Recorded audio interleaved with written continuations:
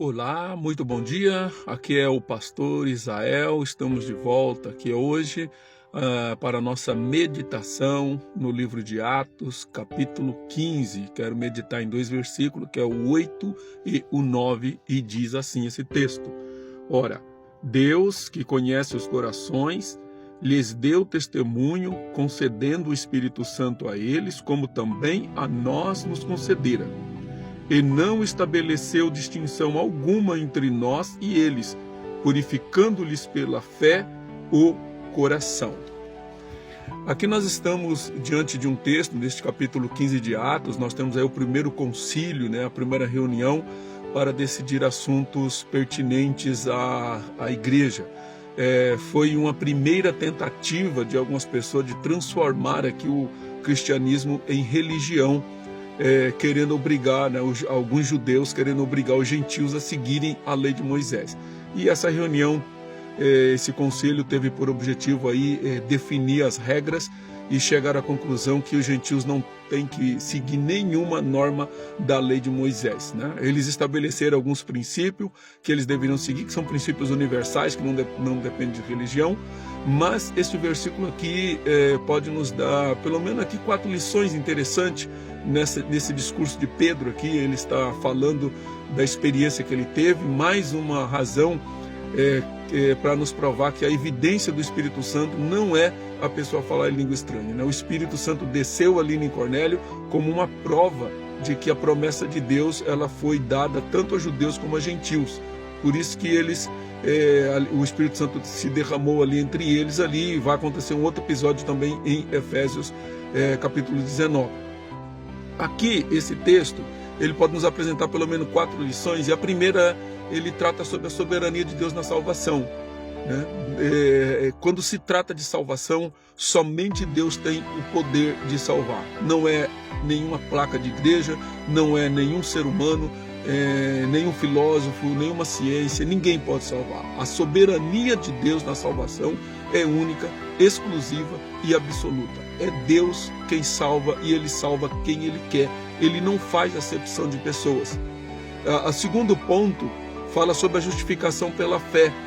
Aqui não são obras que eu pratico que vão me salvar, Não são as obras que eu realizo que vão me transformar numa boa pessoa.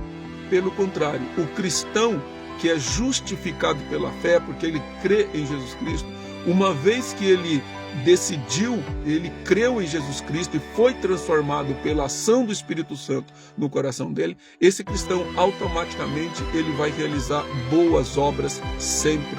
Ele não vai realizar má obras, porque ele está cheio do Espírito Santo. Então, o cristão ele não faz obras para ser salvo. Ele não pratica boas obras para ser salvo. Ele pratica boas obras porque ele é salvo.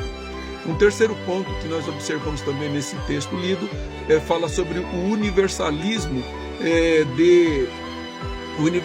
do Evangelho. O Evangelho não está restrito a uma denominação. O Evangelho não pertence à Assembleia de Deus, não pertence à Presbiteriana, não pertence à Batista, não pertence à Congregação, não pertence a nenhuma placa denominacional. O Evangelho é universal, porque o que Deus salva são pessoas e não placas de igreja. E isso fica muito claro nesse texto, quando os apóstolos decidiram ali que a lei de Moisés não deve ser aplicada, que aquelas leis judaicas, não deve ser aplicada aos gentios, porque eles não têm nenhum dever, nenhuma obrigação de seguir essas leis.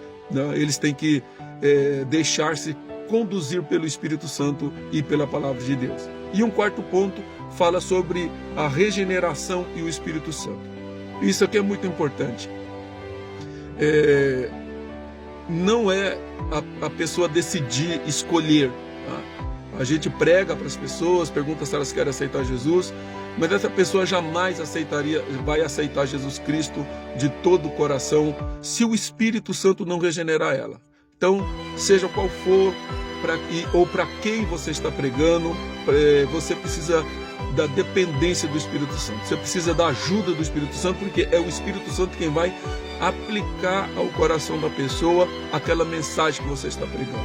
Eu não sei quem vai ser tocado pelo Espírito Santo. Eu não sei se é A ou se é B, eu não sei se é rico, se é pobre, se é intelectual, se é indouto, se é analfabeto, eu não sei.